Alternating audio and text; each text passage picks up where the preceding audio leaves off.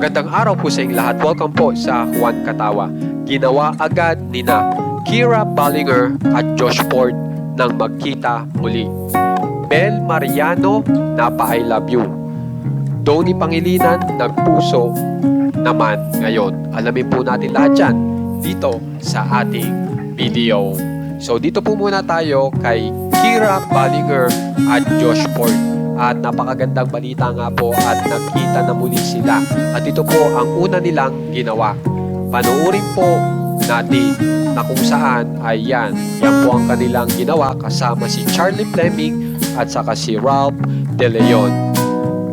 Na kung mapapansin nyo, ayos naman po silang lahat. Talagang cool na cool. Yan.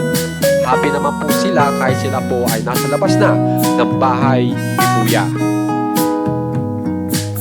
Ngayon naman po, ipakita ko naman po sa inyo yung patungkol po kay Bel Mariano at kay Donnie Pangilinan na maraming nag-aabang.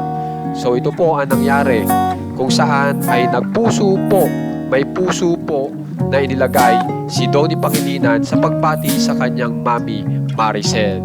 Samantala, nag-I love you naman po si Bel Mariano sa kanyang mother dahil Mother's Day nga po kahapon.